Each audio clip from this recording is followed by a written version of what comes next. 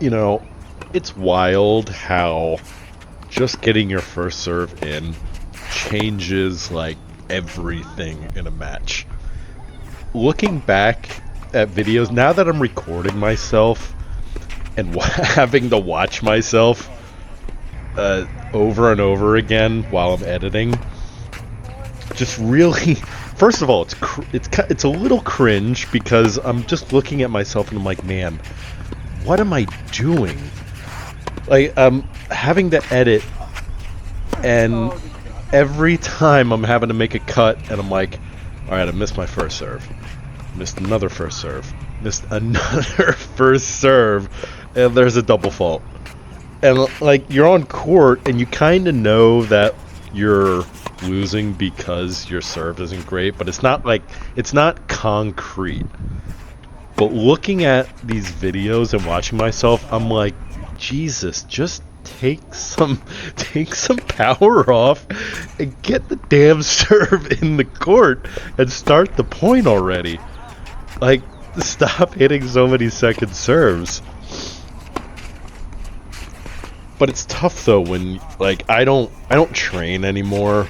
I don't exactly have the time to go out and hit a basket of serves. Well, I guess I do, but I'm just kind of making excuses. But I'm not in college anymore. I don't train every day, so I feel like I go out there and I think I can hit like I can back then. But then I watch these videos and I look at the score and I'm like, man, I'm nowhere near what I was back then. I can't be trying to play the same way I did back then as I am now. This is like, just like that shot, I'm missing things in the net constantly because I think I can. I don't even know. I'm standing 20 feet behind the baseline.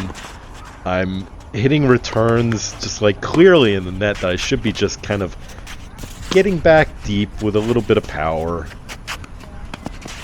But I can safely say that there's been a few instances in my life where I've been able to take my game to the next level, and one of which was teaching tennis.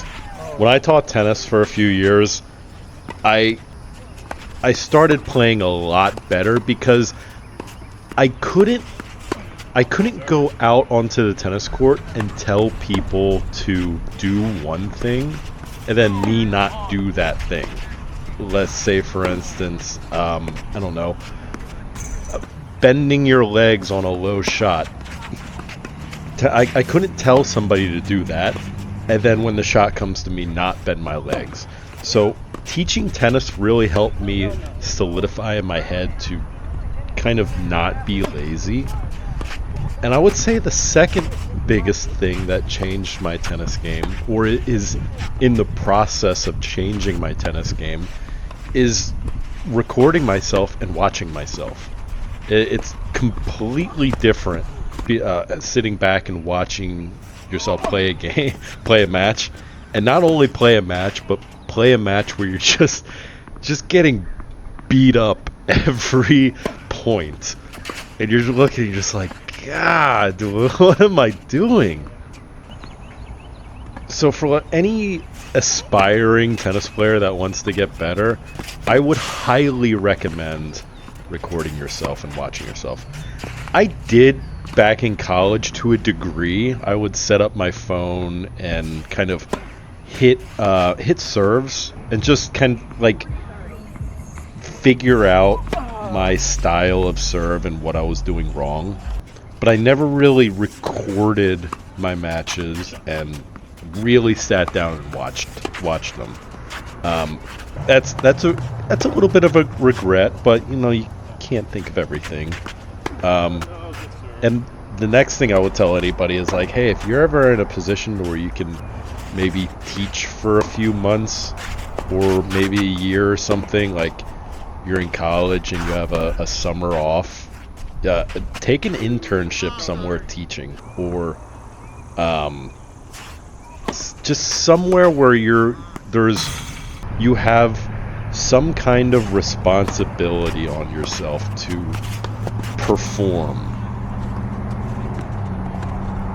or not necessarily perform, but have the responsibility of trying to teach someone else the thing that you're trying to do, because it really gets the cogs moving in your head to where you not second guessing yourself, but trying to make sure in your head, like, okay, is it what I'm saying really the right thing that somebody should be doing?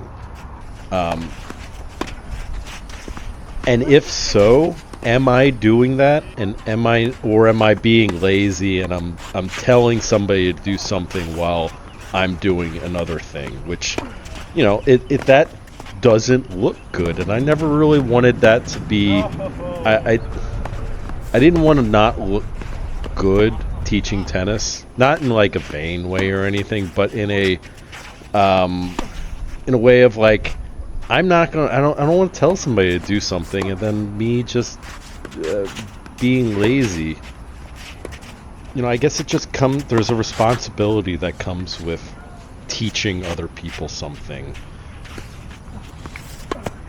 Because people won't, you know, necessarily take you seriously if you don't follow the same standards that you're trying to get somebody else to follow. If that makes any sense. I know I'm kind of like rambling on a little bit, and I don't think some of it makes sense, but it's making sense in my head. But back to the match that I'm playing here, or not necessarily match, but practice match. What I'm really taking away, and not taking away, but because I know this, but I'm kind of relearning this, is just take power. If you find yourself you're your own worst enemy on the court and you're the one missing shots, just take some power off. Stop going for so many lines. Go for more of an open court. Just get some more height on the ball and get into these points and let your opponent beat you. Let them pass you on shots, and then when you start dialing in a little more, then start adding power, start adding a little bit more, getting closer to the line and closer to the line. Because I would rather come off the court with my opponent hitting winners off me, or putting me in situations to where I can't hit a good ball, rather than hitting most of the match second serves and some double faults and just trying to rip returns and missing, and then just dunking ground strokes in the net. That's not a good feeling. I like it better when, you know, somebody just blows me off the court, because I'm like, all right, you know what? They were a better player than me. I have nothing to, you know, I got nothing to be ashamed of. But when you come off the court and you feel like you didn't give it your all, you weren't even able to give your best effort, and every point was kind of just like a one or two shots, maybe 3 or 4, and it's done. That's not a good feeling. So I need to work on. I need a training partner that I can go out there and just kind of hit directionals with for a long time. But most importantly, is just trying to. Okay, just throwing the racket. Just having more discipline on the court, and I feel like that's something I've lost in the past few years. Mostly because I don't play as much now that I'm getting back into it. I feel like I can get back into the groove, but having discipline again and being very active on court mentally, mostly during changeovers, because that's when you have time to think, and just going over the strategy in my head, telling myself, I like to, on changeovers, tell myself one bad thing I'm doing and one good thing I'm doing, and then I like to look at my opponent and say one bad thing that they're doing and one good thing that they're doing. Every changeover, I try to do at least all four of those? Yeah, 4 of those. Because if you do that, you're really keeping your brain active, thinking, and that's what you want. Because you got to remember, tennis is also not only a physical sport where you're running around and having to be faster than the other person, but it's also, this is a chess game. It really is. And if you come off court and you've lost and you don't have at least a little bit of a headache, I think you're leaving a lot left on the table that you could be tapping into. Because you come off the court and you're tired and you gave it your all, I get it. But were you actually thinking the whole time? Were you thinking of how many times they've double faulted? How many forehand returns have they missed? How many backhand returns have they missed? Have they come to the net at all? What was it like the last time you hit a drop shot and they came to the net? Were they looking a little sketchy, or were they very confident? During the changeover, did they look tired? Did they not look tired? Are you tired? Maybe you're both tired and you need to regulate your energy, and you need to really choose which points you put your energy into, or which games you put your energy into. Maybe you're dead tired and it's their serve, so you want to kind of just chill on their serve and save energy for your serve, because maybe you're a break ahead. So you just want to protect your serve, because if you give too much energy on their service game, you're not going to have enough energy for your service game. Just little things like that you constantly want to be thinking about, and have just this Rolodex in your head of everything that's been going on. Like, you want to be able to come off court and go to your coach and have a long, in-depth conversation with them about what was going on that court. If you can't come off court and be able to do that, then I don't think you're thinking enough about the task at hand, or the match that you just played. For me, that's what's lacking. Not only that, but for me, I'm oddly predisposed to thinking negatively, especially on court. For some reason, I think of the negatives way too much, and I need to make sure that I'm thinking of the positives as well. And picking yourself up on court, because there's nobody else out there that's going to cheer for you. A lot of times, most tennis players, you go out there, you play a match, whether it's a tournament, a practice match, or maybe you're in some kind of league. A lot of times you're on a court where there's nobody around. Nobody's there to cheer for you. Matter of fact, your opponent might have 10 people over there cheering for them, and clowning on you every time you do something stupid.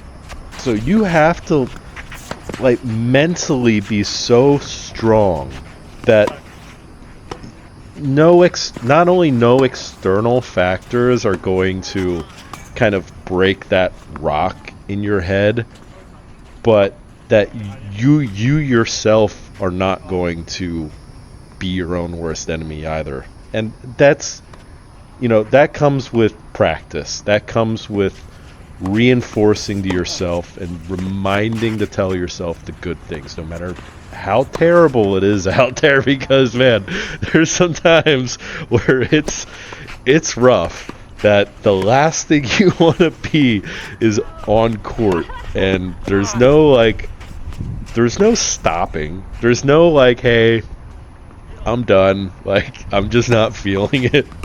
You just have to take the beating and figure it out, man. There's nobody that's going to save you out there. You're just all alone. Like, I don't care what it is you have to do. If you gotta sit 20 feet behind the baseline and hit the ball up 50 feet in the air just to kind of like flip the table over and, you know, rearrange everything, do it. I don't know what it is, but you can't just go out there and keep doing the same thing or stay in the same negative headspace. You know, even the opposite, being in a positive mind space too, where you're thinking too much of the positives and you're ignoring the negatives. Like, you gotta remember to tell yourself, like, hey, I'm missing a lot of first serves. If I could just get my first serve in, I don't care if I just gotta roll it in, it's going to change everything. Because when you're hitting second serves, your opponent is smelling blood in the water, and they're going to make you pay for hitting those second serves. So even just rolling in first serves is a bit of a psychological advantage. But anyway, I've rambled entirely too long. I don't know if any of that makes any sense. I don't know if any of that is even right.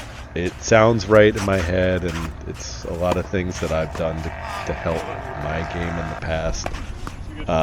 Anybody got anything to add to it? Feel free to tell me. If anybody wants to tell me that I'm stupid and that was incoherent babble, hey, you know, I'll take the advice. Appreciate it. Later, guys.